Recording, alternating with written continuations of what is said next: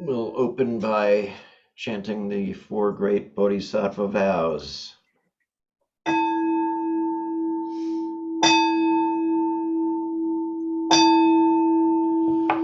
Sentient beings are numberless. We vow to help them all. Delusions are countless. We vow to see through them all. Opportunities to awaken are infinite. We vow to embrace them all. The Buddha way is endless. We vow to embody it. All right, we'll start in with the standard 15 minutes of seated meditation.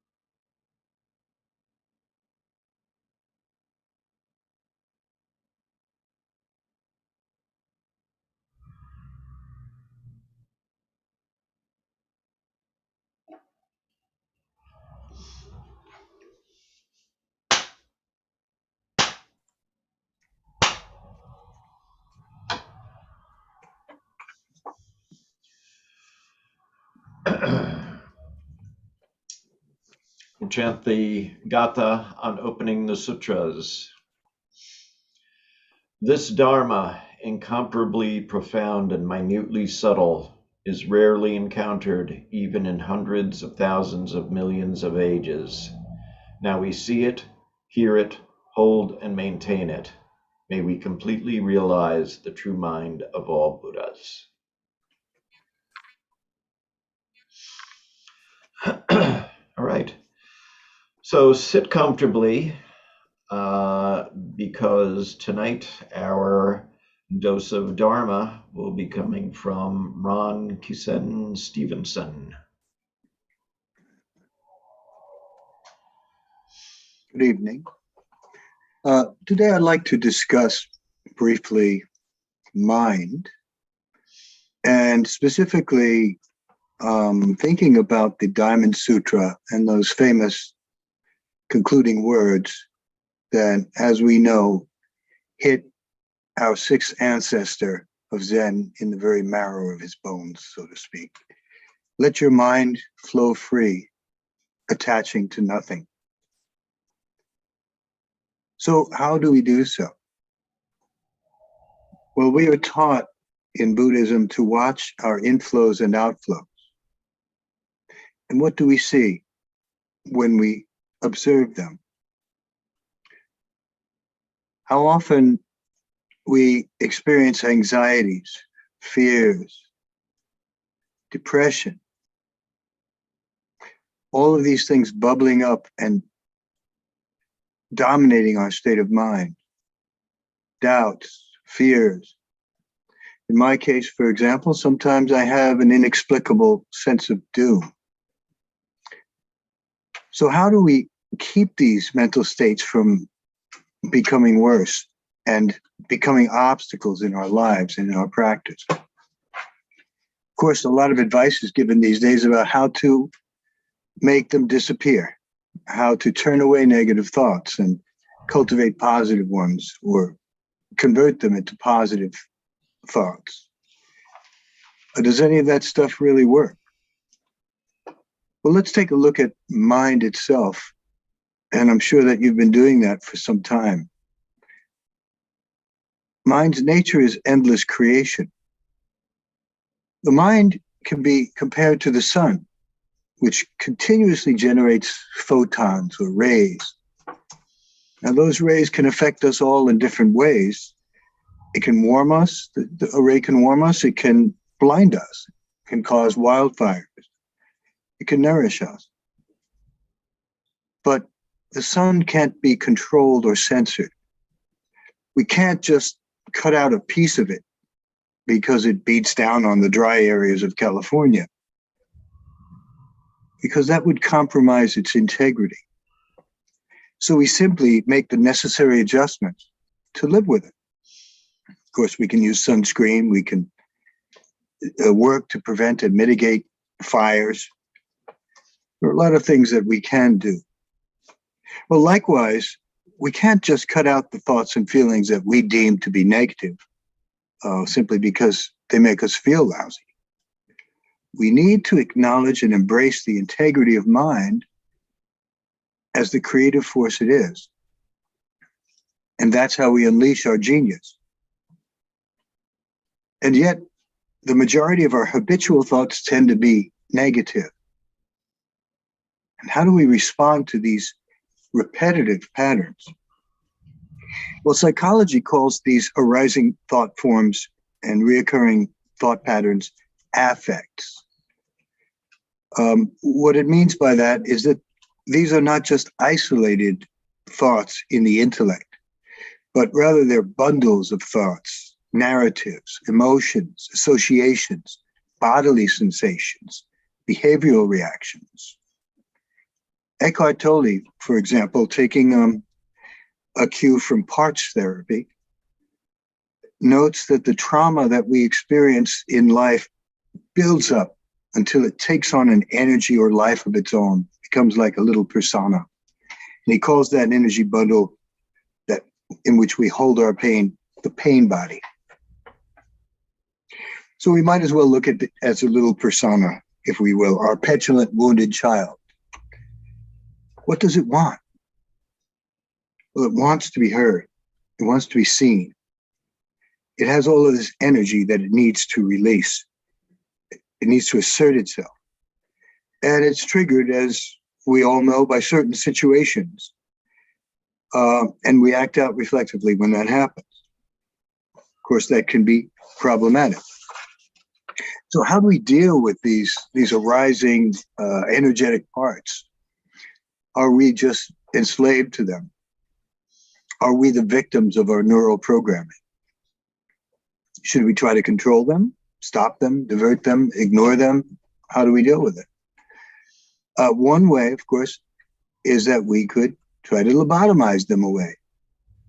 So in cognitive terms, that would mean two things. First of all, we would stigmatize certain arising thoughts as negative.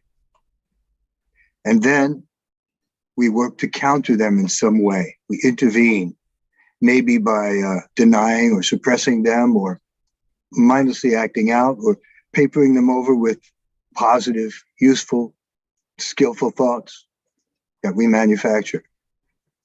Stigmatize and combat. But there is also another approach, an opposite approach we could take. Think about your pain body arising and think of it as a child crying for attention, in pain. How would we respond to that child? I know that for myself, I judge myself. I judge it, oh, this is ego, and it's illegitimate. And I tend to, that's a knee-jerk reaction. It's selfish, it's ignorant. It's some false thing that needs to be destroyed before I can awaken. But if we view it as a small, frightened child within us, and it is the voice of that, we couldn't possibly see ourselves in childhood experiencing some separation anxiety when left alone. We can think about probably a specific time in our lives where we had to fend on our own and we were scared. It was likely not intended by our parents, but a sense of abandonment probably took you over. And how did we feel that? Well, probably in the core of our small, fragile body and mind. Maybe in the pit of the stomach, a feeling in the head. Now, think for a moment how we might talk to that traumatized child as the caring adult that you have become today. What words would you use with that child?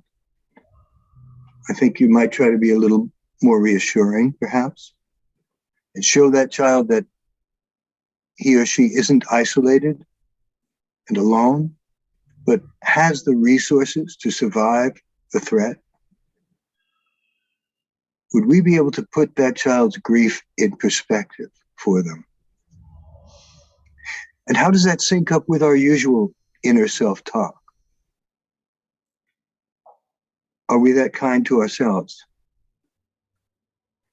If our adult self met that poor child today, would we continue to taunt that child? Now, what would be the consequences of that kind of damaging talk to a traumatized child? What impacts would that have on our body, mind, and behaviors? Disorders that develop range from ADHD, ADD, PTSD. Something I've recently learned is called oppositional defiance disorder, dissociation. Condemning a pain child doesn't heal, it complicates. So the first problem arises from our negative judgment of whatever it is that happens to arise in our minds. So our first step would logically be to suspend judgment, untangle the negative associations and reactions. Look into and learn to shake off prejudgments and opinions. If we are instead curious about that child or that voice, that affect, then we can awaken to its origins a little better and heal the suffering. So the first step, I believe, is to suspend judgment. Now, once we stop the the labeling, we can acknowledge that small crying voice. And of course, in our practice, we have a model for that, Quan Seum or Kuan Yin. Of course, Quan Seum means hearing the world's cries. So our second step would be to listen compassionately and receptively, just to be present and compassionate for that suffering part. And this could be enough to dissipate the energy that had formerly been continually arising as annoying hindrances. And it would help us to unwind those obstructive cognitive affective associations and free our minds to flow more freely. So the third step, as I view it, would be that we would experience all arising phenomena as part of a larger whole. If we can see the suffering of a child as all of humanity, and our own suffering as that of all of humanity, maybe we will be a little less self-cherishing and self-centered. Maybe we will no longer discriminate as much. It's not that we exchange another's needs for our own, but that we have released the clinging to our own crying voice. So through our mindful practice, we can open, accept, and allow the stream of creative awareness to flow. We can find ourselves at a higher perspective, like the eagle soaring above the clouds, seeing those thought forms as the clouds arising in the sky. That's why, of course, in our literature, quite often, the mind is compared to open sky. It is the spaciousness from which thoughts and forms arise. So when we allow our mind to flow freely, we are in sync with its true function. Its nature is to flow, endlessly creating, and we share that nature. So as long as we are in sync with the rough situations we encounter and our responses to it, we can flow more freely with it and experience optimal function. After all, the term dukkha is derived from a wheel out of alignment. It's not in sync. Thank you.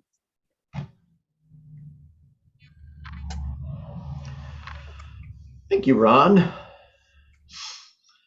We'll go back to 15 minutes of seated meditation.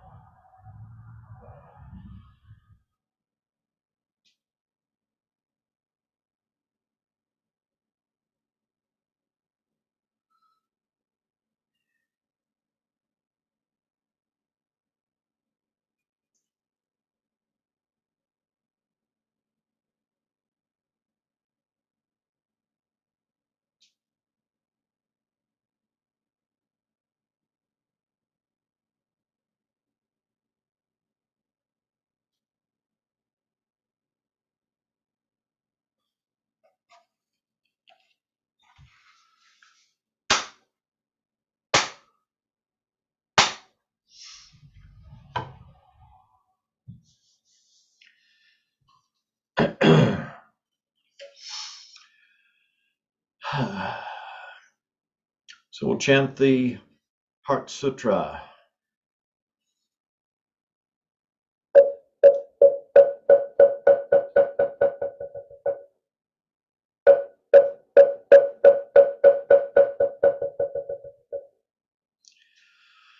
Mahaprajna Paramita Hridaya Sutra Avalokiteshvara Bodhisattva, when practicing deeply the Prajna Paramita, perceives that all five skandhas are empty and is saved from all suffering and distress. Shariputra, form does not differ from emptiness. Emptiness does not differ from form. That which is form is emptiness. That which is emptiness, form. The same is true of feelings, perceptions, impulses, consciousness. Shariputra, all dharmas are marked with emptiness.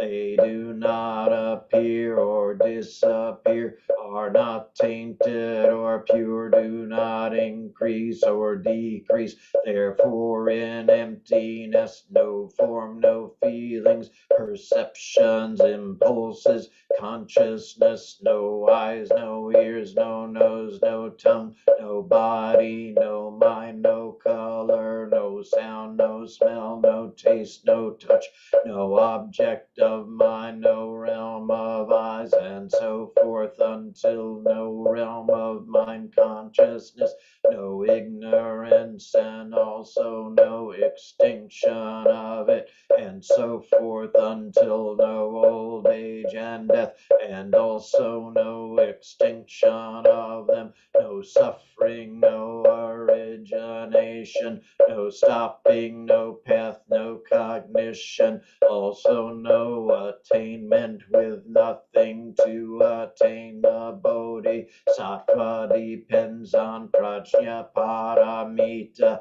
and the mind is no hindrance. Without any hindrance, no fears exist. Far apart from every perverted view, one dwells in nirvana in the three worlds. All Buddhas depend on prajna paramita and attain anuttara samyak sambodhi. Therefore know that prajna paramita is the great transcendent mantra, is the great bright mantra, is the utmost mantra, is the supreme mantra, which is able to relieve all suffering and is true, not false. So proclaim the prajna paramita mantra. Proclaim the mantra which says gate gate para gate parasam gate bodhi svaha. Gate gate para gate parasam gate bodhi svaha. Gate gate para gate parasam gate bodhi svaha.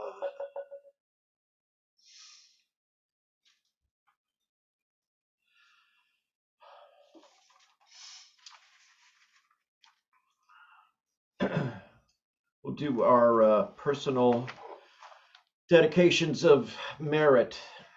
If you have anybody that is hurting in some way or another, is ill, is in pain in general, I'll leave a space where you can insert name here.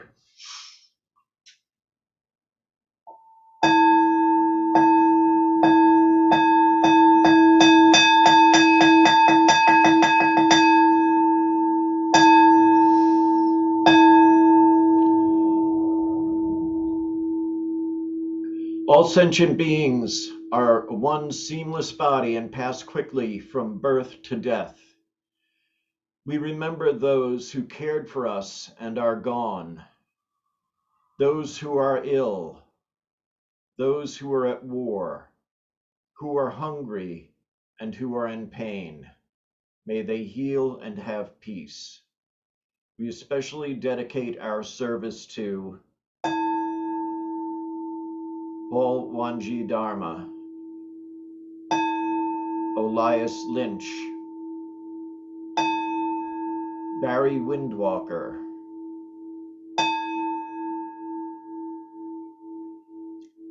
anyone you'd like to mention?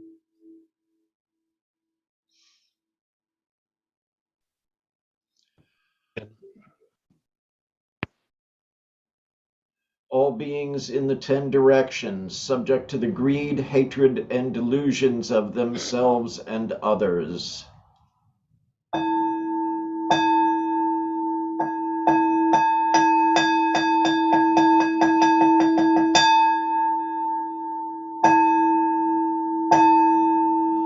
All Buddhas throughout space and time, all honored ones, Bodhisattva, Mahasattvas, wisdom beyond wisdom, Prajna Paramita.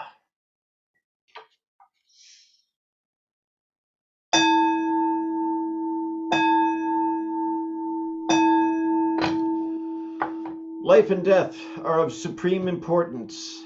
Time passes swiftly by, and opportunities to awaken are easily lost. Strive to realize your true nature.